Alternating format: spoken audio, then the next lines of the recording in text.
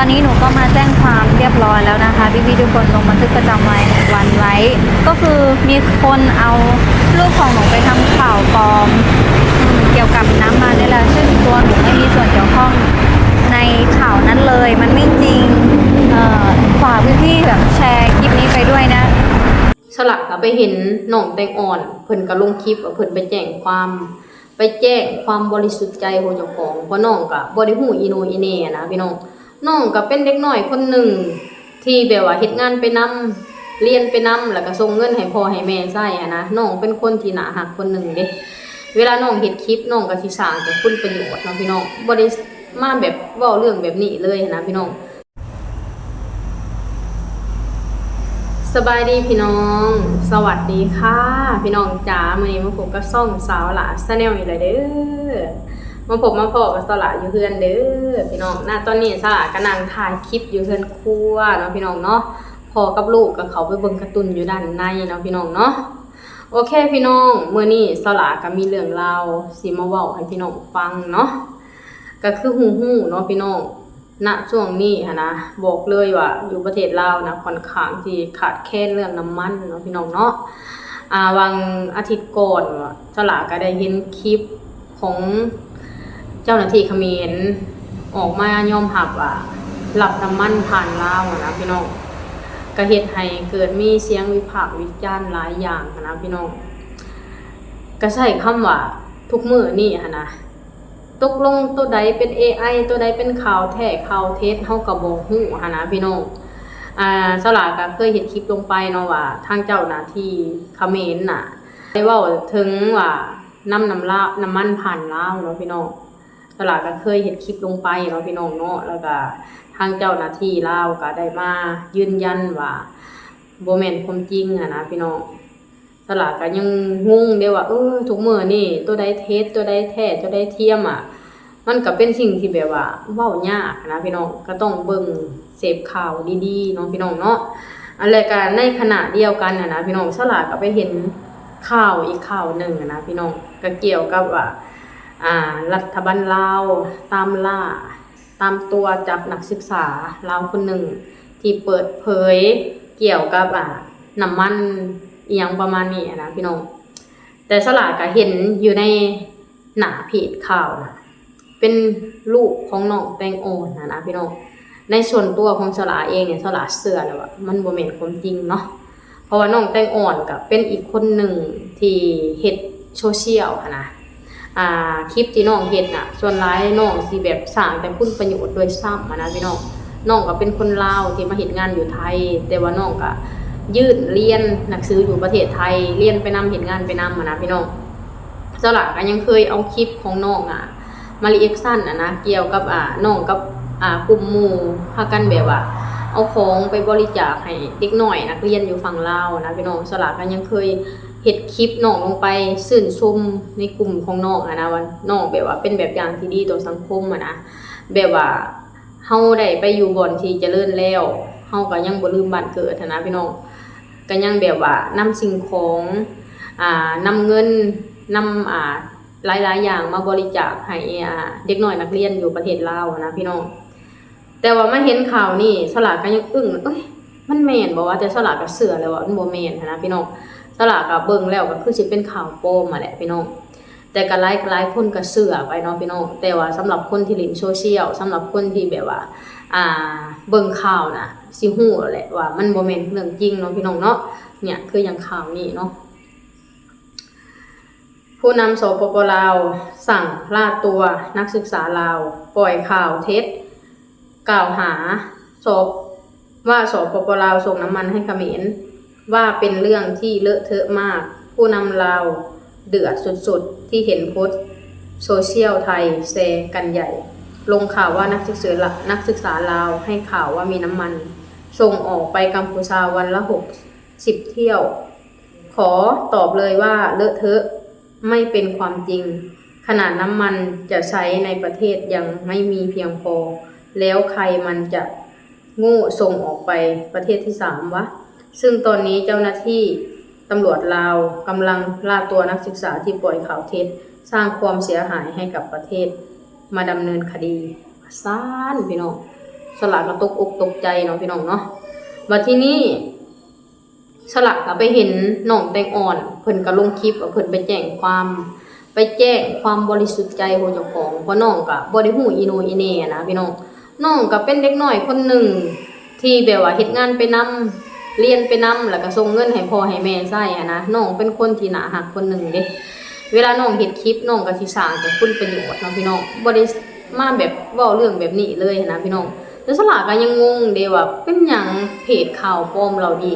คือแบบว่าเอาคนที่บ่ฮู้อีโนอีเหน่ไปแขวนนะพี่น้องเฮ็ดให้คนอื่นเข้าใจผิดนะพี่น้องสลาก็ยังงงเนาะพี่น้องคืออย่างสลาเฮ็ดคลิปนี้เท่าลาก็อยากยืนยันความบริสุทธิ์ของน้องนะน้องบ่แม่นคนแบบนั้นเนาะพี่น้องเนาะตามที่สลาเบิ่งตามโซเชียลน้องก็เป็นคนหนึ่งที่อยู่ในโซเชียลเนาะพี่น้องเนาะ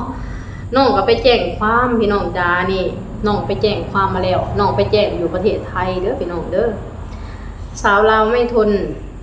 แจ้งความเอาผิดเพจปั่นเฟกนิวตัดต่อรูปอ้างสาวลาวแสขนน้ำมันผ่านลาวส่งให้เขมรยืนยันเป็นข่าวปลอมว่าซั่นยืนยันว่าเป็นข่าวปลอมแล้วพี่น้องเด้อ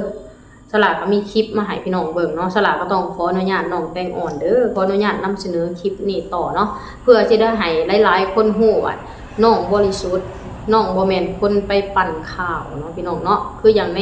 เพจข่าวปลอมที่เอามาปั่นน่ะเอารูปน้องไปแขวนนะพี่น้องสลากก็อยากเฮ็ดให้พี่สลากก็อยากนำเสนอให้หลายๆคนฮู้ว่าน้องบ่แม่นคนแบบนั้นเนาะพี่น้องเนาะน้องก็ไปแจ้งความอยู่ฝั่งไทยแหละพี่น้องแจ้งความเอาผิดเนาะพี่น้องยืนยันว่าบุคคลที่เพจข่าวปลอมเอาไปแขวนน่ะบ่แม่นตัวน้องเนาะพี่น้องเนาะไปเฮาไปเบิ่งคลิปกันก่อนเลย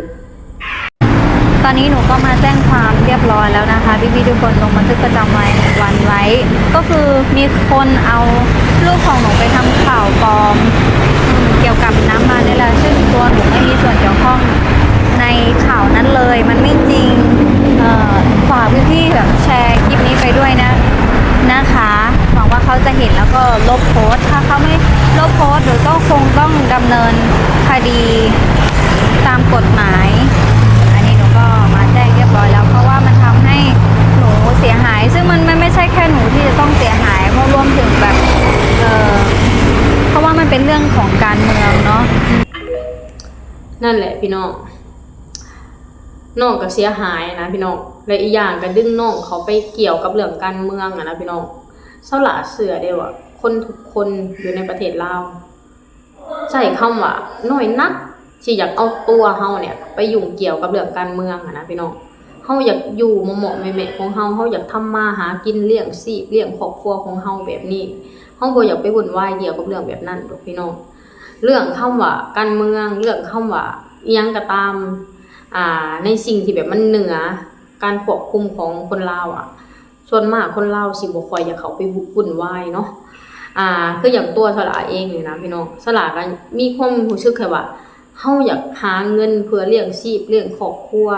เรื่องอย่างอื่นน่ะก็สร้างมันณทุกมื้อนี้นะเฮายังเลี้ยงตัวเองได้เลยตั้งแต่เกิดมาเฮาก็เลี้ยงเจ้าของมาโดยตลอดนะพี่น้องเฮาเพิ่งพาตัวเองได้เรื่องอื่นน่ะเฮาก็เลยบ่คิดพี่น้องทุกมื้อนี้เฮาอยู่ได้ในประเทศลาวแบบมีความสุขเฮาก็พอใจแล้วนะพี่น้องคืออย่างน้องแตงอ่อนนี่แหละน้องก็เป็นคนดีคนหนึ่งเป็นเด็กน้อยที่มีมณะคนหนึ่งนะไปเฮ็ดงานอยู่ประเทศไทยแล้วก็ส่งเจ้าของเรียนอยู่ประเทศไทยนะพี่น้องก็เฮ็ดโซเชียลเพื่อเป็นอาชีพเสริมนะน้องก็อยู่ของน้องเหมาะๆแม่ๆน้องก็สร้างคุณงามความดีเนาะเวลากลับมาบ้านก็ไปแจกขนมให้น้องๆนักเรียนไปซื้ออุปกรณ์การเรียนมาให้น้องๆนักเรียนก็แบบว่าสร้างแต่คุณประโยชน์นะว่าง่ายๆบ่ได้เคยทำลายนะพี่น้องพอมามื้อนึงเจอเพจข่าวปลอมเอารูปน้องไปแขวนนะพี่น้องบอกเลยว่าน้องสิตกใจขนาดใดขนาดเสาหลาเองนี่ค่ะเสาหลาเห็นข่าวเสาหลายังบ่แม่นดอกเสาหลายังใส่คำว่าบ่แม่นนะพี่น้องพอเสาหลาก็เห็นน้องแบบผ่านโซเชียลตลอดนะอยู่บ่ซื่อน้องสิเอาตัวน้องเขาไปแบบนั้นเสาหลาบ่เชื่อแน่นอนเนาะแล้วก็เสาหลาก็เชื่อเลยว่าน้องบ่ฮู้เรื่องราวตื่นลึกหนาบางเกี่ยวกับการเมืองเสาหลาเชื่อแบบนั้นเนาะนี่แหละพี่น้องสำหรับคลิปนี้เนาะพี่น้องเสาหลาก็อยากยืนยันอีกคลิปหนึ่งนะสลากับบ่ได้ หูจักน้องเป็นการส่วนตัวเนาะแต่สลากก็เห็นตามโซเชียลแหละพี่น้องสลากก็ยืนยันว่าน้องบ่มีส่วนเกี่ยวข้องเนาะก็อย่างเพจข่าวปลอมก็บ่อีดูเด็กน้อยตาดำๆแน่บ่เจ้าบ่คิดบ่อนาคตเขาสิเป็นแบบใดถ้าหากว่าอยู่ซื่อๆเจ้าก็ไปเอาเด็กน้อยคนหนึ่งน่ะมาแขวนไว้นะ